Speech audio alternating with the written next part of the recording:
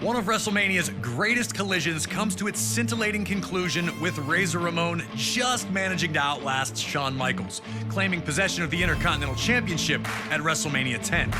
The latter match would open the door for future classics, like the TLC and Money in the Bank matches as well, forever sealing its place in WrestleMania lore. Our next match is another legendary moment that will live forever, as we head to WrestleMania 13. Rosemont, Illinois would play host to the most important night on the sports entertainment calendar. And on this night, a match that is the literal definition of an all-time classic unfolded. Bret Hart had been the face of WWE's new generation for years, proudly defending the WWE Championship against all comers and defending WWE's honor against its most heinous villains. After losing the WWE Championship to Shawn Michaels in WrestleMania 12's Iron Man match, the Hitman took some time off to consider his future options. When he returned, roughly 6 months later, there were drastic changes to the landscape of WWE's universe. Top among those was the rise of Stone Cold Steve Austin. The man who started the year off as Ted DiBiase's ringmaster would find freedom in his true identity, dropping his manager and finding superstardom in the wake of his 1996 King of the Ring tournament victory. Austin 316 says I just whipped your ass. WWE was trying to find its attitude, but the seeds of change were being planted in the fans who had rallied around Austin. His no-nonsense attitude had made him the ultimate anti-hero. This acceptance of someone who flaunted his breaking of the rules didn't sit right with the Hitman. When Bret made his return, he immediately challenged Austin, who was more than ready to answer the call. The two battled at 1996's Survivor Series, where Hart won in a masterful performance of a feverish back-and-forth battle. The loss only made Austin angrier, creating a single focus for him: to ruin Bret Hart's career. He'd eliminate Hart from the 1997 Royal Rumble match after officials missed Hart first eliminate Austin. The night after Hart captured the WWE Championship at Final Four, Austin would interfere in Hart's first defense on Raw, ending the reign before it could even get started. WWE officials would pit the rivals against each other in a no disqualification submission match. The loser would be forced to admit they were defeated by the better combatant. To make sure that order would be maintained, a special referee was assigned: the world's most dangerous man and former MMA champion, Ken Shamrock. And while Hart had the edge in submission wrestling, Austin was no slouch in that department. And he also had one other thing going for him: his promise to the world that he would never in a million years give up. Once the match started, these two unleashed months of hatred on one another. We were lucky enough to talk to the Rattlesnake himself, Stone Cold Steve Austin, to get his thoughts on this classic encounter. A lot of people think that the WrestleMania 13 match between myself and Bret the Hitman Hart is one of the best of all time. Certainly one of the best in all of WrestleMania. To me, it's a very special match because everything happened so magically, and specifically WrestleMania 13 cemented the legacy of who and what Stone Cold Steve Austin was. From start to finish, we started it off, we brawled out, we came back into the ring, we brought various factors from around the ring into the ring to use against each other. Some of the stuff backfired on me. It was full of chills, thrills, and spills. I gotta call a spade a spade. I mean, it is my favorite all-time match, and I've been to some classics. Always an honor to get to pick the brain of one of WWE's top-level legends. Thank you again to Stone Cold for talking with us about WrestleMania 13. Now it's on you to try and find a way to take out WWE's toughest SOB. Remember, there are no disqualifications, so use whatever you can, and maybe you'll find a way to get him to surrender. I just wouldn't recommend messing with the referee. Shamrock's ankle lock is nasty.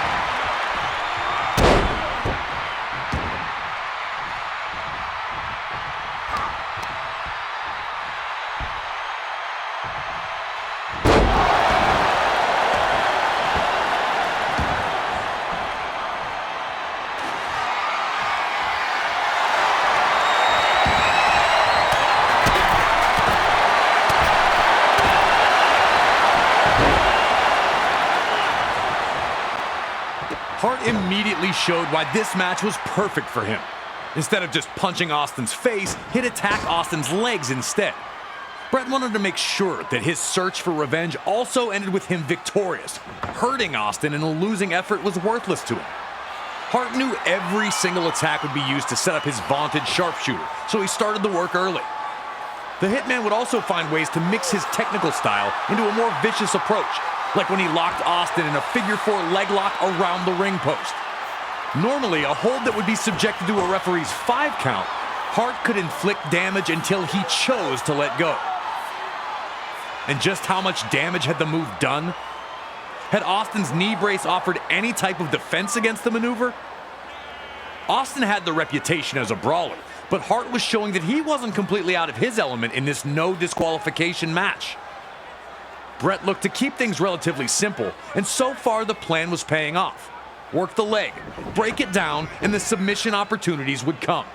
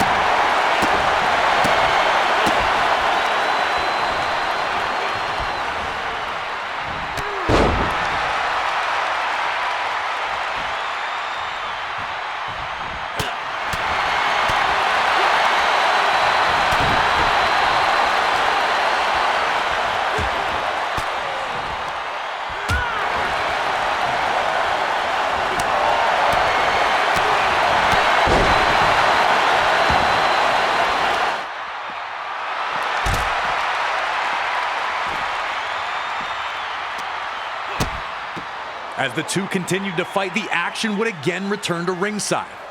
A strong Irish whip from Hart sent Austin flying into the guardrail by the timekeeper. Hart stayed on the attack, looking to maintain control under any circumstances. Unfortunately for Austin, a huge cut had been opened up on his head. And seeing the red on Austin brought out a whole new level of ferocity for the Hitman. Bret unleashed months of built-up aggression on Austin. Hart abandoned his limb-based attack, focusing only on Austin's bloodied face. Austin looked to be in very, very bad shape now, all from an innocent Irish whip. It was now Austin's time to prove that he was everything that he said he was. Did Austin have the fight in him to keep going? Would he look for a way out now that Hart had him badly hurt?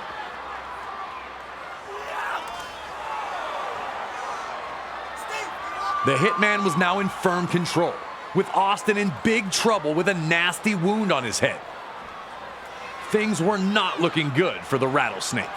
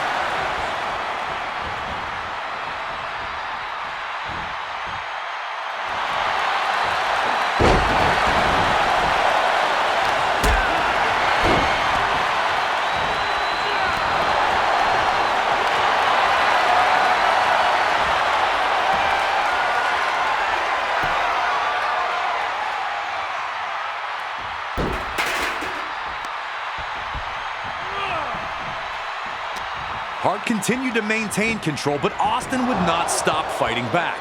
Desperate, Austin found an opening, tossing Hart to the apron. Austin would then reveal the lengths he was willing to go to, grabbing an extension cord at ringside. I still can't believe that Ken Shamrock checked to see if Hart gave up instead of trying to break him free.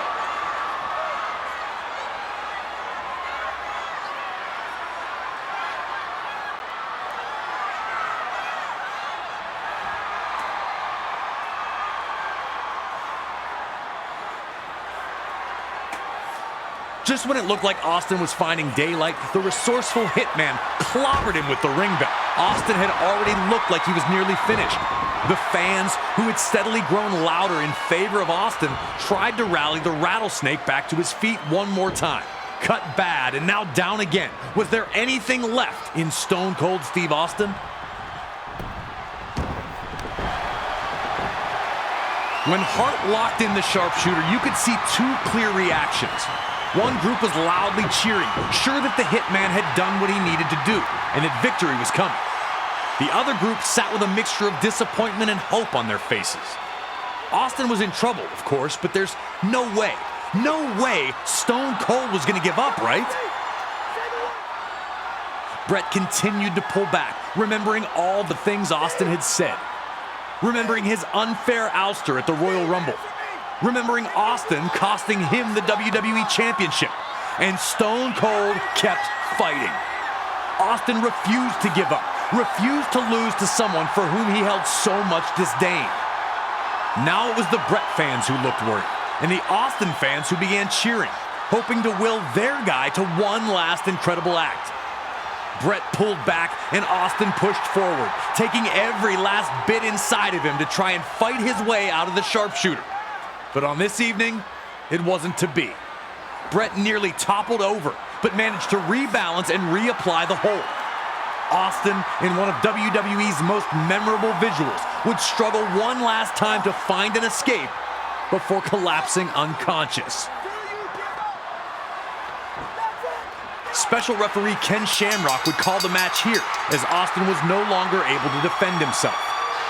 Yes, Stone Cold lost, but he lived up to his word and he never gave up. Hart was happy with the win, but he still took the opportunity to attack Austin after the match, which only served to alienate whatever fans still cheered for Bret. Even in victory, Hart refused to be the better man, which was disappointing to the millions who had supported him. But for Hart, all that mattered was the victory. He'd proven that he was better than Stone Cold Steve Austin, which is all he cared about. And Stone Cold had, while trapped in the sharpshooter, won over an entire fan base with his fight until the very end. It's one of the greatest matches in WWE history, featuring two of the very best to ever compete in a WWE ring.